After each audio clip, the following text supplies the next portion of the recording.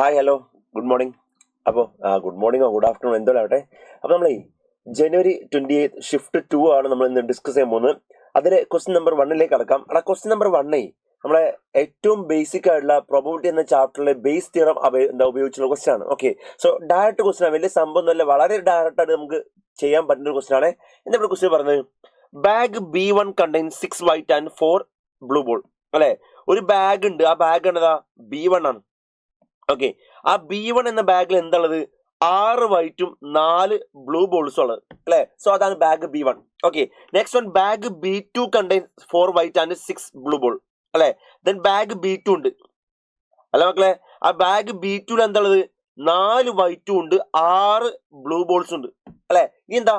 Bag B3 contains 5 white and 5 blue balls. Then മൂന്നാമത്തെ ഒരു bag ഉണ്ട്, ബാഗ് B3 ആണ്. ആ ബാഗ് B3 എന്താണുള്ളത്? 5 വൈറ്റും 5 ബ്ലൂ ആണ്. നമ്മളെ ബേസ് തിയറം പഠിക്കുമ്പോൾ എപ്പോഴും പറയുന്ന എക്സാമ്പിൾ ഈ ടൈപ്പ് എക്സാമ്പിൾ ആയിരുന്നു അല്ലെ. അതേ type question direct NCERT base ചെയ്ത ഒരു ക്വസ്റ്റ്യൻ ആണ് എക്സാമിന് ചോദിച്ചുള്ളത്. ഓക്കെ, ഇനി എന്താ ക്വസ്റ്റ്യൻ ബാക്കി പറഞ്ഞു കാര്യം നോക്കാം. എന്താണ്? One of the bag is selected at random. ഞാൻ എന്ത് ചെയ്തു? ഈ 3 ബാഗിൽ നിന്ന് ഏതോ ഒരു ബാഗ് റാൻഡം ആയിട്ട് ചൂസ് ചെയ്തു. അത് ഏതാവാം, ബാഗ് 1 ആവാം, ബാഗ് 2 ആവാം, ബാഗ് 3 ആവാം, ഏതോ ആവാം. ഓക്കെ, പിന്നെന്താ? And A ball is drawn from it അല്ലെ. ഏതോ ഒരു ബാഗ് ചൂസ് ചെയ്തു, അതിനൊരു ബോൾ എടുത്തു. ഓക്കെ, എന്താ നമുക്ക് കണ്ടത്?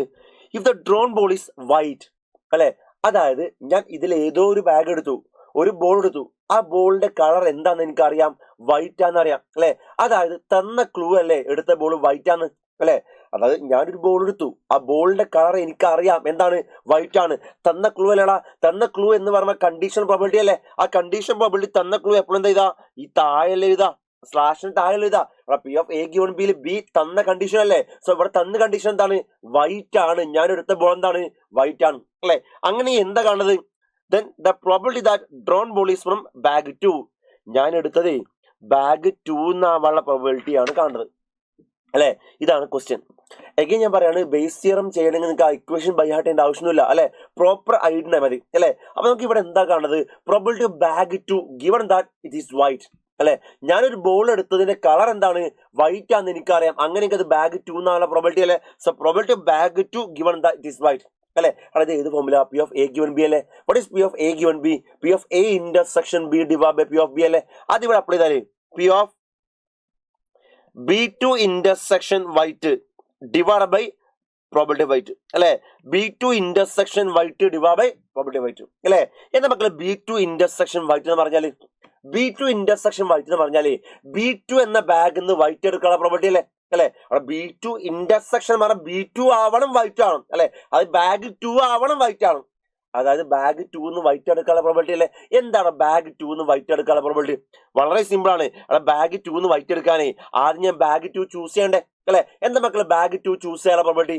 അവിടെ ബാഗ് 2 എന്ന് പറഞ്ഞാലേ ഒരു ബാഗ് ഔട്ട് ഓഫ് 3 ബാഗ്സ് അല്ലേ. സോ ബാഗ് 2 ചൂസ് ചെയ്യാനുള്ള പ്രോബിലിറ്റി 1/3 അല്ലേ അല്ലെ. അതിനുശേഷം ബാഗ് 2 എന്ന് വൈറ്റ് എടുക്കണ്ടേ. അവിടെ ബാഗ് 2 എന്ന് വൈറ്റ് എടുക്കാനുള്ള പ്രോബിലിറ്റി എന്താ? ബാഗ് 2 4 വൈറ്റാ ഔട്ട് ഓഫ് 10 അല്ലേ. സോ ബാഗ് 2 എന്ന് വൈറ്റ് എടുക്കാനുള്ള പ്രോബിലിറ്റി 4/10. അതാണ് probability of bag 2 intersection white അല്ലെ. ഇനി താഴെയുള്ളത് പ്രോബിലിറ്റി വൈറ്റ് അല്ലേ അല്ലെ. വെറുതെ പ്രോബിലിറ്റി വൈറ്റാ. വെറുതെ പ്രോബിലിറ്റി വൈറ്റ് എന്ന് പറഞ്ഞാലേ വൈറ്റ് എനിക്ക് എവിടെ നിന്നൊക്കെ എടുക്കാം? വൈറ്റ് ബാഗ് 1 നിന്ന് എടുക്കാം, അല്ലെങ്കിൽ ബാഗ് 2 നിന്ന് എടുക്കാം, അല്ലെങ്കിൽ ബാഗ് 3 എടുക്കാമോ. 3 ഓപ്ഷൻസ് ഇല്ലേ അല്ലെ. അവിടെ പ്രോബിലിറ്റി വൈറ്റ് എന്ന് പറഞ്ഞാൽ വൈറ്റ് എടുക്കാനുള്ള പ്രോബിലിറ്റിയാ. വൈറ്റ് എനിക്ക് എവിടെ നിന്നൊക്കെ എടുക്കാം? ഒരാൾക്ക് വൈറ്റ് ഒന്നെങ്കിൽ ബാഗ് 1 നിന്ന് എടുക്കാം, അല്ലെങ്കിൽ ബാഗ് 2 നിന്ന് എടുക്കാം, അല്ലെങ്കിൽ ബാഗ് 3 നിന്ന് എടുക്കാലോ അല്ലെ. അപ്പൊ ആദ്യം ഞാൻ ഇത് 3 കേസ് ആക്കി എഴുതരോ. So first case plus second case plus third case അല്ലെ. ഫസ്റ്റ് കേസ് ബാഗ് 1 നിന്ന് വൈറ്റ് എടുക്കാനുള്ള പ്രോബിലിറ്റി അല്ലേ അല്ലെ. എന്താണ് ബാഗ് 1 നിന്ന് വൈറ്റ് എടുക്കാനുള്ള പ്രോബിലിറ്റി? ആദ്യം ബാഗ് 1 ചൂസ് ചെയ്യണ്ടേ, 1/3 അല്ലെ. പിന്നെ അതിൽ നിന്ന് വൈറ്റ് എടുക്കണ്ടേ. ബാഗ് 1 നിന്ന് വൈറ്റ് എടുക്കാനുള്ള പ്രോബിലിറ്റി 6/10 അല്ലേ വരിക. സോ 6/10 അല്ലെ. ദെൻ ബാഗ് 1 നിന്ന് വൈറ്റ് എടുക്കാനുള്ള പ്രോബിലിറ്റി കഴിഞ്ഞു. ഇനി ബാഗ് 2 അല്ലേ. സോ അതിൽ ബാഗ് 2 ചൂസ് ചെയ്യാ എത്രയാ? 1/3 അല്ലെ. ദെൻ അതിന് വൈറ്റ് എടുക്കേണ്ട എത്രയാ? 4/10. ആ ബാഗ് 2 ഒന്നും കഴിയും. ഇനി എന്താ? ബാഗ് 3. സോ ബാഗ് 3 ചൂസ് ചെയ്യാ 1/3 അല്ലെ. അതിന് വൈറ്റ് എടുക്കുക എത്രയാ? 5/10.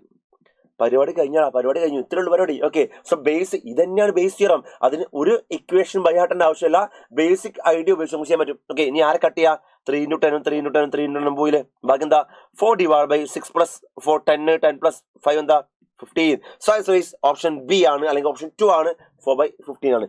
വളരെ ഡയറക്റ്റ് ആയിട്ട് ക്വസ്റ്റ്യൻ കേട്ടോ. അപ്പം ബേസ് തിയറത്തിന്റെ ക്വസ്റ്റ്യൻസ് എന്തായാലും എക്സാമിന് ചോദിക്കാൻ ചാൻസ് ഉണ്ട്. ഈ രീതിയിലാണ് നിങ്ങൾ അതിനെ അപ്രോച്ച് ചെയ്യേണ്ടത്. ഓക്കെ, ക്ലിയർ ആയെന്ന് വിചാരിക്കുന്നു.